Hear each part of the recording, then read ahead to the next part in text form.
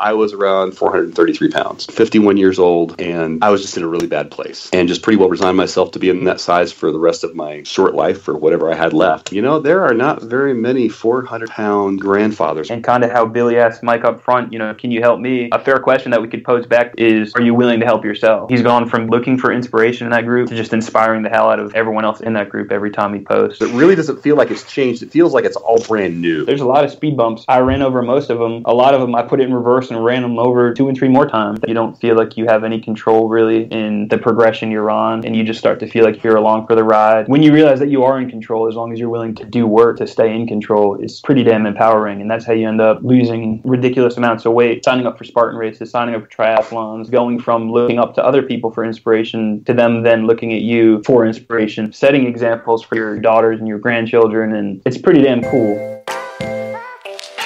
Welcome to Stronger You Radio with Mike Dola. Join Mike and friends as they discuss issues to keep you healthy, fit, and on track to create a stronger you. Let's listen in now. Welcome back, Stronger You family. This is Mike Dola again with another episode. We have a really exciting show for you today.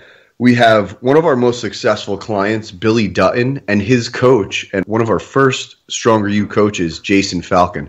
So Jason, can you say hello and just a little bit about yourself really quick?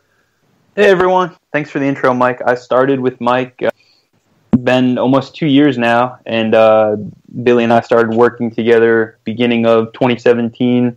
I think it was really the tail end of 2016, and Billy can correct me if I'm wrong, but yeah, it's been about 14 months now. And he is no doubt the biggest transformation I've been a part of. Out of all the journeys I've been part of, this one I can almost certainly say is the one that I kind of brag on often because I feel like we've done some awesome things and we're still working. All I can say is Billy blows my mind every single time I see him post, every time I hear about him. It's incredible. So Billy, can you tell us a little bit about your journey? Well, you guys know my name's Billy. I'm from Belgrade, Montana. It's a small town just outside of Bozeman, just north of Yellowstone National Park. Beautiful place up here. 51 years old and started working with Stronger You 3 days before Christmas in 2016 on December 22nd, right after my wife's birthday. Jason's been fantastic to work with. This thing wouldn't even be possible if it wasn't for him, as far as I'm concerned. And the program is just fantastic. I don't even know where to start. No, I thank you, Billy. Now, do you remember how you got started on this thing? Because I remember the story. One of my guys, Will Bomar, was like, "Hey, I got a guy I work with. I want to help him out. Talk to him. Let's get him situated. Let's get him on the program. I think he could really help him and possibly save his life."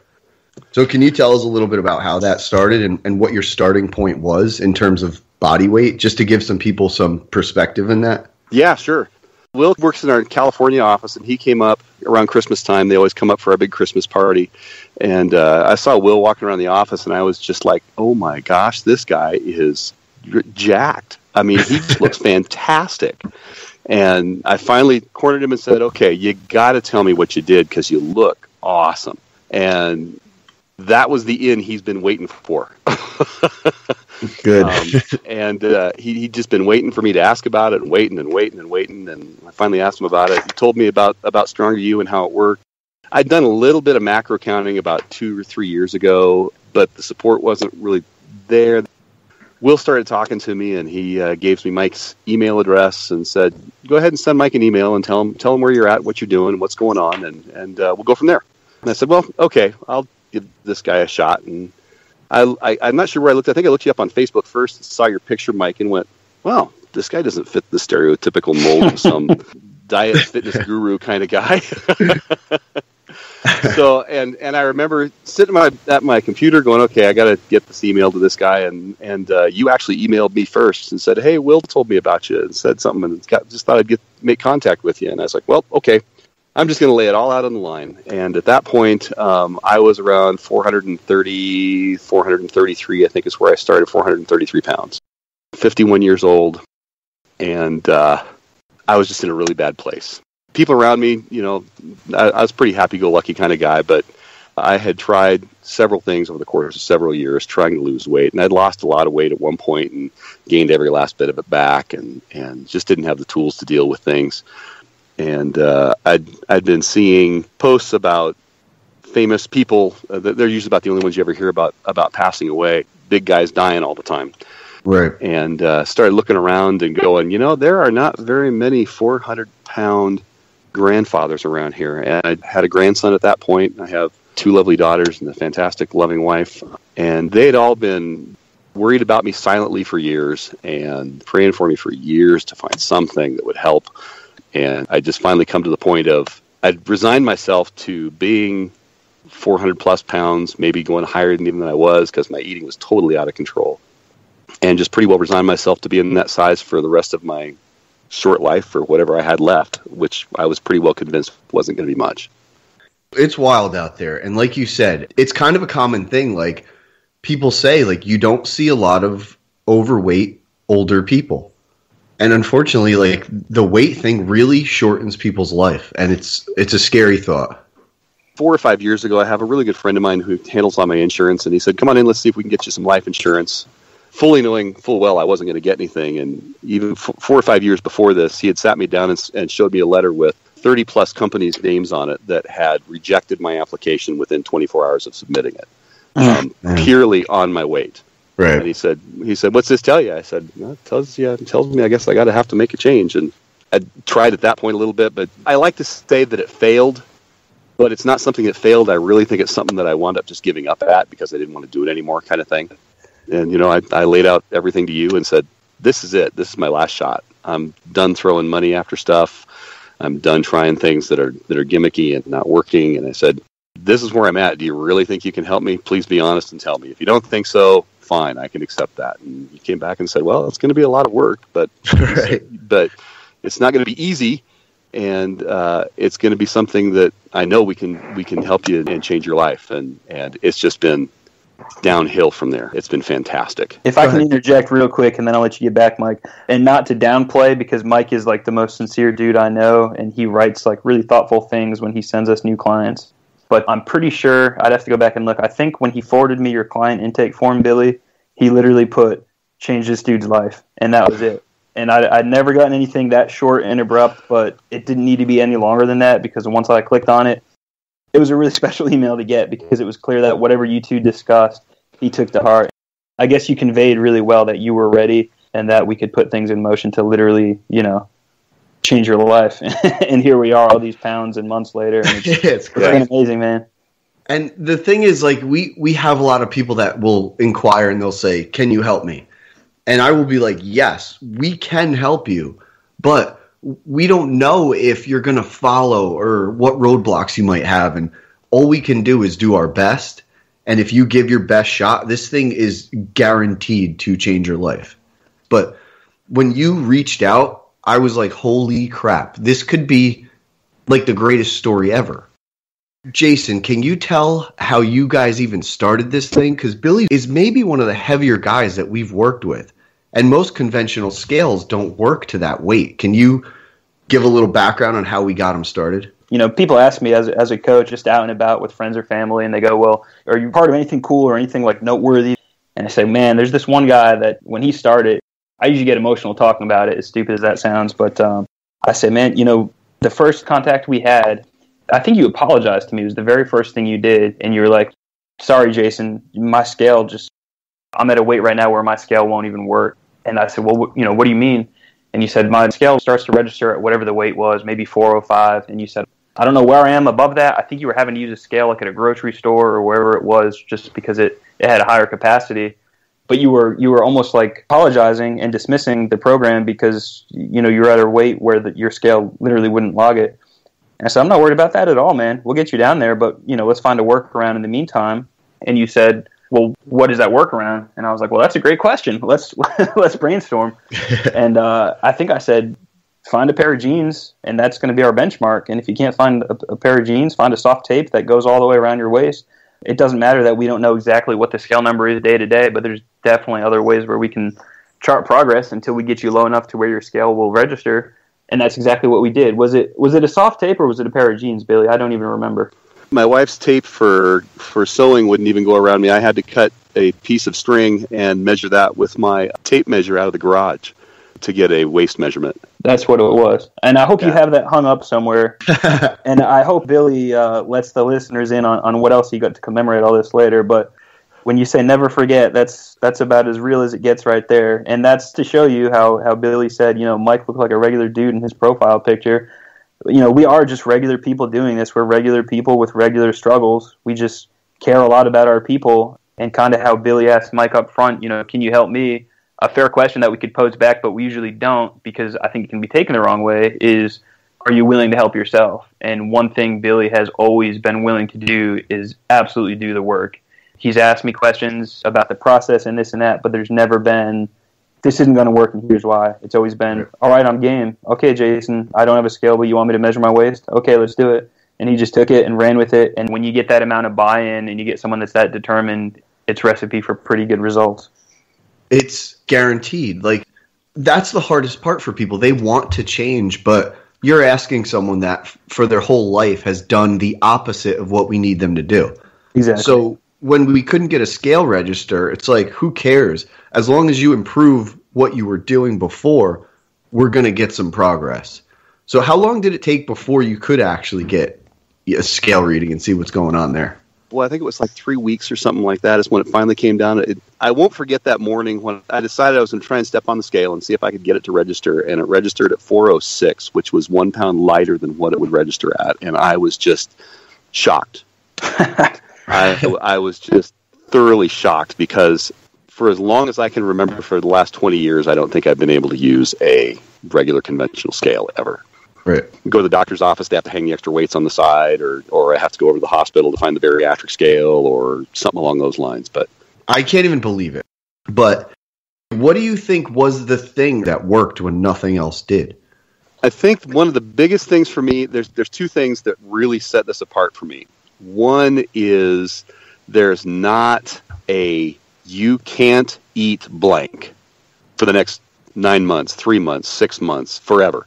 You're done with carbs. You can't eat carbs. You can't have ice cream. You can't do this. You can't do that. Everything I've done in the past, I did one that was so crazy once that if it was white, you couldn't eat it. If it was close to being white, you couldn't eat it. That's crazy.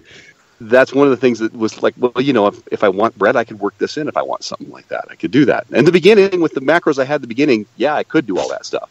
And the other part was just the support, knowing that I had you as a resource, Mike, and most importantly, having Jason there, knowing that if I texted him, I was going to get a response back. And the first couple times I texted him, I was really kind of skeptical. They say it's going to be really fast, but is it really going to be that?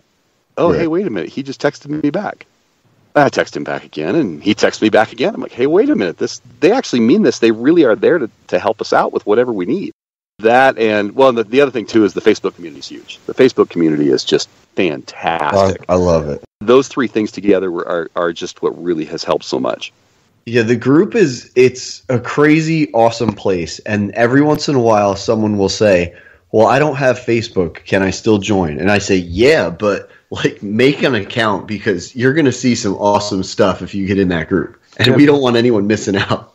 We've had people create quote-unquote fake accounts just to be in there with some prodding from us, and once they get in, they go, oh yeah, I'm sticking around. I don't even read much of anything else. I look at my CrossFit Belgrade community page and the Stronger You community page, and that's about all I pretty much peruse anymore. Those are the safe places. No one's arguing. No one's saying anything crazy. Everybody's cool and supportful. So now, Jason, what do you think was the biggest challenge for you coaching Billy? Do you think it was pretty straightforward, or were there any hurdles along the way? If I had to look, I could find hurdles, but we've already sort of discussed it. It was really just starting, without a scale. I can't even call that a hurdle because we just rolled with the punches. He made such quick work of losing enough to where we could get a scale registering. I mean, when I say he's been like the ideal student, he's literally been, if I had all Billy's, I'd still have all the hair on my head, I think. You can't instill drive into people. You can try to, inspire and motivate them, but there has to be some of that intrinsic. You got to have something in you that you wake up every morning with a little bit of fire in your belly and you decide to get after it. As we all know, motivation will come and go, but if you can develop that drive and that discipline, it'll stick around, and hopefully grow as you progress. And that's exactly what it's done. I mean, before we recorded this, I was just, poking around through my original documents from him. And when he was talking about, his activity levels and his daily activity, and, I'm reading sedentary and, 2 to 3 CrossFit workouts a week. And if you could see the sheets I get now with like the feedback of his, weekly activity, I mean, he's mountain biking, he's signing up for freaking Spartan races. He's literally a different person, and that, he's evolved through it, and nothing about this has been difficult from my end. So I would love to find like hurdles and obstacles, and I don't want it to sound like maybe he made my job too easy, but in many ways he did, because he had the buy-in, he had the results, and I think the results kept him showing up, and he's gone from being, I think, looking for inspiration in that group to just inspiring the hell out of everyone else in that group every time he posts. It's been pretty surreal to be part of. Everyone knows you, Billy. I had someone ask me, they messaged me, they're like, "Are you a coach?" I'm like, "I own the company. Like, how don't you know this? You know Billy, but you don't know who I am." It's actually really funny. But Billy, can you talk about your workouts a little bit? What were you doing before, and like, how does it feel now to do some of the same things? Oh man. Well, before I'd been doing CrossFit probably for about a year and 3 months before I started Stronger You. And I'd say that year and 3 months, I was probably just kind of playing around with it. I mean, yeah. I'd go twice a week to my workout. Oh, hey, maybe I'll try 3 times this week. And I go 3 times and try it. And I tell you, the coaches we have and the owners at CrossFit Belgrade here are just phenomenal. Even when I was there at 433 plus pounds, they were trying like crazy to help me move. Right. I mean, I scaled the scaling to do things. Burpees for me consisted of going down and squatting as low as I could get and then pushing myself off a wall. Standing up and then doing a small push-up off of a wall is where I started with that. Jumping jacks were just basically sticking my foot out to the side one at a time, because that's what I could do and that's what they could help me do. Things started progressing, but with all the weight still, makes it hard to move and makes it hard to do a lot of different things. Now with Stronger You behind me, last summer was probably one of the most active summers I've ever had. We've got a couple of local trails right here in town that are, a couple miles uphill one way and then a couple miles straight back downhill. And I mean, I got to the point where I was doing those between those 2 trails, hiking those 2 trails 2 or 3 times a week in the evenings. Towards the end of the summer, I was trying to jog up and down as much as I could on some of them. I was riding my bike every weekend places. I was riding trails I'd never been at before. Friday afternoons for lunch, if I had a chance to take a long lunch, I'd bring my bike to work and head up to a trail that we have here. It's about a 4.5 mile ride up an old logging road up to a bridge, and I'd do that at lunchtime and ride back down. And to say things have changed is kind of hard because it really doesn't feel like it's changed. It feels like it's all brand new is how it feels. My goal this year for the CrossFit Open was to be able to post 5 scores. Last year I could only do, I think I did 2 or 3 scores was all I could do last year. And it was only because I could get through the first movement. And this year so far I'm 4 out of 4 for posted scores, and depending on what's in store for us this week, I know I'll be able to post a score this week and meet that goal of being able to post 5 scores for the Open. I mean, I can do burpees now. I'm working on push-ups. I'm still not there on pull-ups or anything else along those lines, but we'll get there. Oh, yeah. It's coming. And my workouts now are 5 days a week at CrossFit. When it gets nicer out, I'll be cutting that, probably go back to 3, and then I'll start doing more biking. And now that I'm way lighter than I ever have been, I might actually enjoy running with things not hurting and feeling like they're going to fall off of me. So I've just got so many things planned this year. I've got the 21st, I'm signed up for the Festivus Games. It's a CrossFit thing. And then May 6th or 7th is the Spartan Race up here in Montana. And then this year I'm doing, this will be the first time I'm doing the full Murph workout on Memorial Day. And I've got a triathlon I signed up for on Father's Day. It's great. It's insane. It's awesome. It's amazingly awesome. It's just so different. I'm so looking forward to this. I mean, it's just something else. Now, what are people saying that see you now that haven't seen you in a long time? I've had 3 people not recognize me. I walked up to a guy in Costco and said, "Hi, how you doing?" And he shook my hand and said, "Oh, I'm doing good." With that look in your face, I'm sure I don't. I think I'm not sure who. And then after about 3 or 4 more seconds, he's, "Billy, is that you?" I said, "Yes, it is." He said, I haven't seen you for like 2 years. Wow. People that haven't seen me a long time are just thoroughly blown away. I mean, people that see me every day are still just completely blown away. My wife is just thrilled to death. She is just so happy she can get her arms around me completely. And my wife is doing CrossFit with me now, and so that she can try and keep up with me this summer because she was tired of getting left in the dust instead of her leaving me in the dust all the time. My daughter is on a weightlifting team here in town, and I mean, we're just really looking forward to killing it this summer. You're a super active family. That's really cool, especially in that, that part of the country. I'm sure it's beautiful. There's a lot to do outside. You're like you said, this is all new. You're like a new person. Mm-hmm. It's so cool, man. Now, when I set you up with Jason, I chose Jason for a very specific reason because I think he could relate the best when you signed on. Jason, can you give a little background of where you came from and maybe some of your struggles and things? Yeah, I was not real big for a real long time, but I made the amount of time that I was real big count, I guess you could say. I was a multi-sport athlete in school. I was always either in the weight room or competing in something. And so, like most of us, when we are in that state, we can pretty much eat whatever we want and get away with it. So I graduated school, went through a period of about 3 years where I had about 6 back surgeries. After each surgery, I was pretty darn sedentary after each of them. And so I went from being super active to super inactive, and my diet really didn't change at all. It actually got a lot worse. So I went from weighing about 180 to a smidge over 250, and at 5'10", I didn't wear it well at all. I probably looked a lot bigger than 250, and I felt terrible. My legs ached all the time. I would get out of breath walking upstairs, and so I was big like that for a couple years. Saw a picture of myself in my backyard holding my daughter, and I vividly remember holding her out in front of me, running around, and just getting completely winded. I was probably blue in the face, but my wife, posted the picture on Facebook or something, and I remember just wanting, literally wanting to cry because it was so embarrassing. You see yourself in the mirror every day, and it's almost like getting a haircut and not realizing it's growing out. I think when you gain weight a little bit over time like that, you don't really realize that it's happening until you have a moment. Most people I talk to, is exactly what I described. You see a picture. I saw the picture, and that night I went to see the movie Man of Steel, the Superman movie with Henry Cavill. And I had a lot of interest in seeing that movie anyhow because I liked him as an actor. He was in The Count of Monte Cristo, which is one of my favorite movies. And I was looking into his workouts, what he did to get jacked for that movie. And he was doing this thing called Jim Jones, which was, CrossFit-esque, maybe a little bit different, kind of his own slant on things. But I went into the movie thinking, all right, I'm going to try CrossFit. I'm still all of like 255 pounds, and I was having like panic attacks just at the prospect of trying CrossFit. But I went into that movie feeling good, going, yep, tomorrow's going to start a new leaf. Well, I went into the movie, I ordered like the jumbo gulp of, I think, like cherry Coke, probably had like 1,500 calories just in this drink, and a huge thing of Reese's Pieces.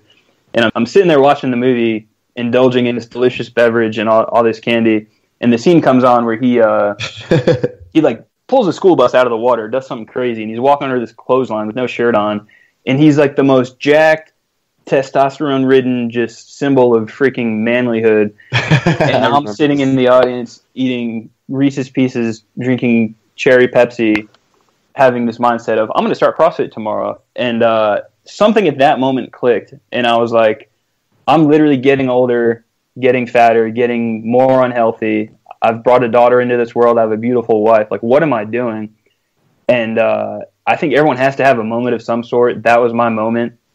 The next day, I literally went to CrossFit for the first time, stepped way, way, way out of my comfort zone, which is crazy because just a few years prior, I was in the gym all the time, but I became so unhealthy so quickly, developed like anxiety and, had spells of like depression in there, and I think it all tied into each other. But went to CrossFit.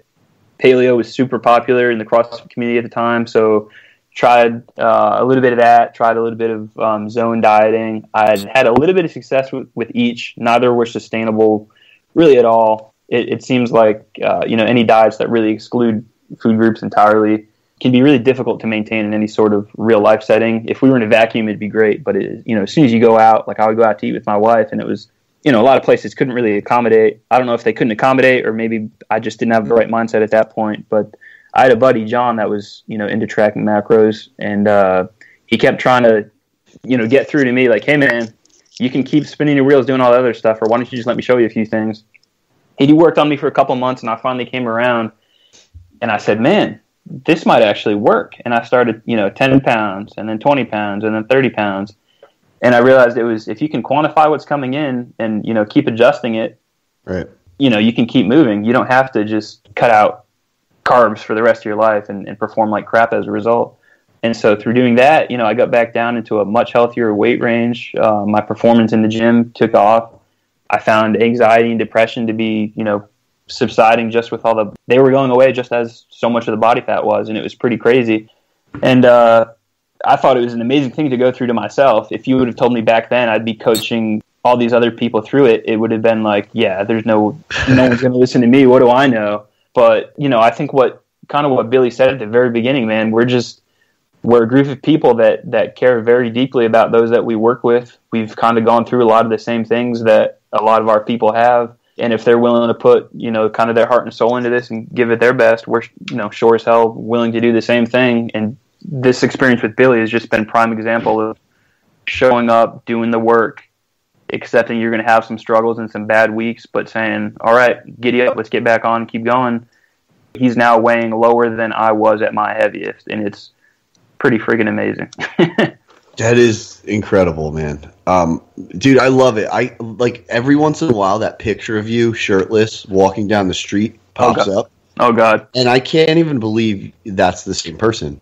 We were we were somewhere in the Keys. It was like Key West. We were in the most beautiful setting in the world, and I looked like a beluga beached whale walking down the sidewalk. And it made for a great before picture. But as far as seeing it with any regularity, it's a little bit concerning every time I see that picture. But I'm proud of what I accomplished. It was through tracking macros.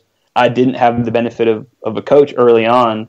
Had Stronger You existed, I absolutely would have been a client. I probably would have progressed a lot quicker and more efficiently because, like I tell my clients, there's a lot of speed bumps. I ran over most of them. A lot of them I put it in reverse and ran them over, 2 and 3 more times. And so it's so cool what we've been able to get off the ground with this thing and help so many others through this thing and develop habits that, they don't need to go back to any crazy ways of eating or crash dieting or living on the treadmill or things like that. But I mean, just like Billy, I went from getting anxiety thinking about the gym to, okay, maybe I'll try a 5K, and now I'm doing all these longer races. And if you would have told me 6, 7, 8 years ago I'd be doing this and coaching people for a living, it would be insane. It'd be like saying you're going to go live on Mars and raise Australian cattle dogs on Mars, and that's going to be your living. I would say that's the stupidest thing I've ever heard. I'm not going to do that. It's crazy. It's just far-fetched. And here we are. It's crazy. This style of eating is nuts. How we can get people to do things like this. I don't even understand it anymore. Like I see these pictures and these stories, and I'm like, wait, this happened? This is one of our people? This is crazy. It's surreal. I think. Sort of in a roundabout way. It's not anything we're doing. It's not a sell on the spreadsheet, but we're getting people to believe in themselves again. And when you can give people that ability, you almost just start to accept that you have no control over your fate. Like you don't feel like you have any control really in the progression you're on, and you just start to feel like you're along for the ride, and you become resigned.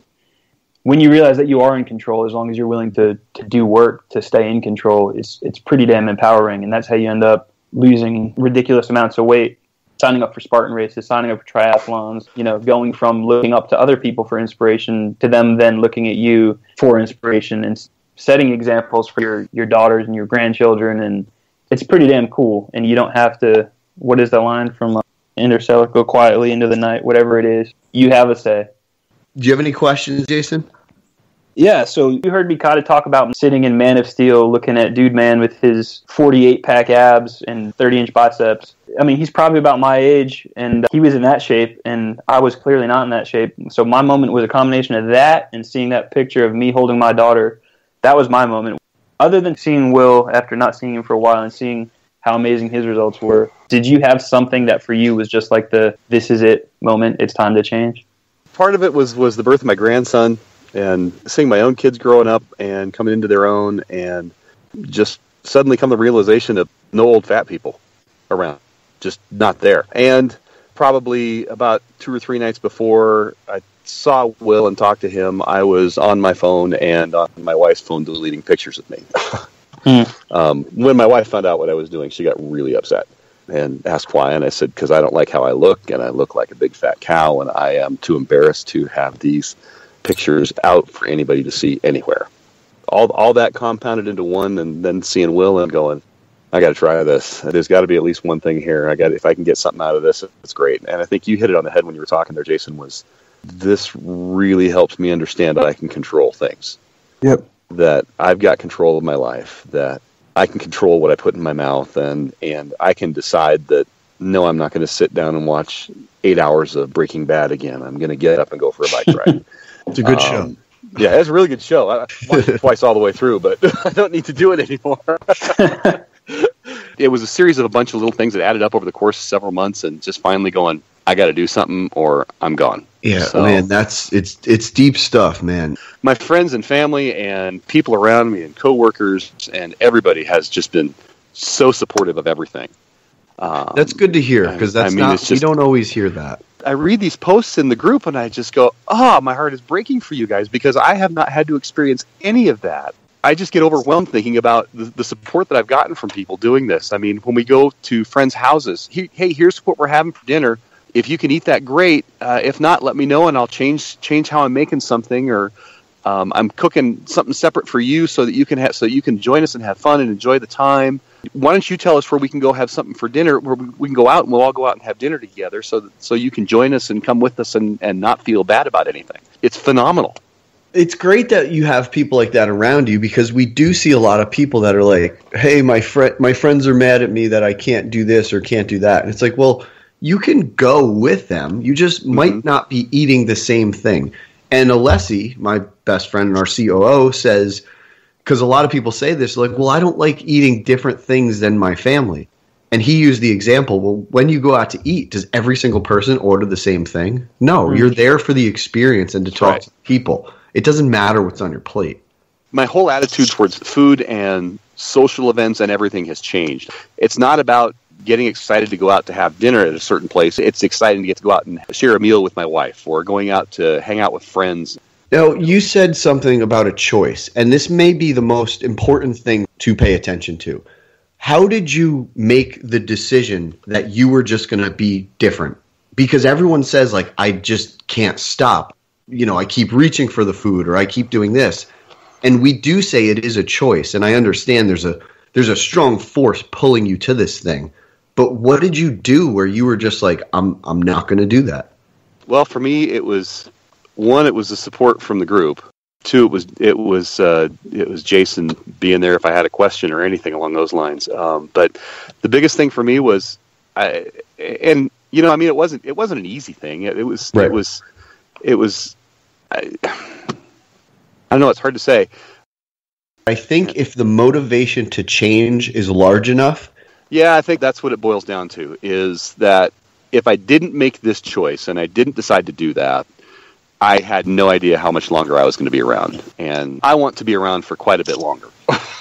The fact that he couldn't answer that question outright, I think, is why he's so successful. It's just part of his being at this point. I think he's so driven that he can't put into words like, well, here's a 3-step process I followed every time I got tempted. I think there's just like a deep fire within him at this point, and it's why he keeps all these weeks and months in, just keeps progressing. And it's a funny question to be asked, isn't it, Billy? We get it a lot as coaches, like, well, what do I do when my motivation's down? And we say, well, will yourself through it a few times so that it becomes more habit and then more discipline instead of motivation. But the fact that you couldn't answer that outright, I think, speaks a lot about just your work ethic and drive. And you're just kind of like, I don't know, I just do it, because you wish you could shake someone sometimes and just say, man, you're just about there, just get over the hump. And I promise it won't feel like something you're having to make yourself do. It just becomes part of your daily thing. And I think you're there. And that's why it becomes a difficult question to answer.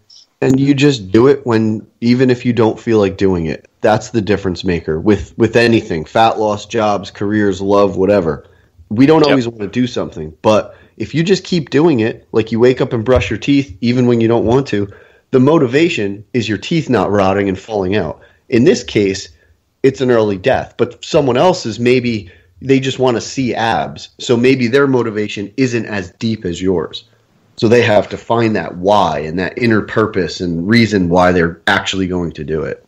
Yeah, I've got a few little pictures and things on my wall next to my bed. One of the ones that I found that I printed out was with two words, discipline and motivation, with a greater sign in between it. And I tell you, you can start off with motivation, but it's only going to get you so far.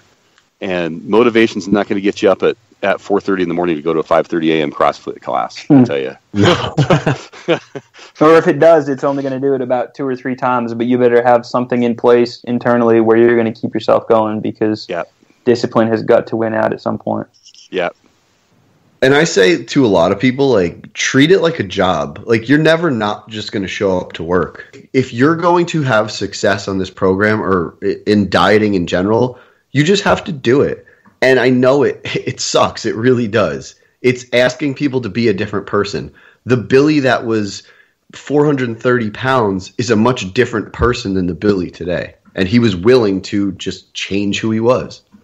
One thing I want the listeners to picture: if I walk through a room, you know my stature, you know how tall I am, you know how big I am, about, 180 pounds. That's what Billy lost. I basically fell off this guy's body. That is insane. And Billy, I love you, dude. I can't even believe, like, you did this. Jason, like, you created that. Yes, we know Billy followed, but holy crap.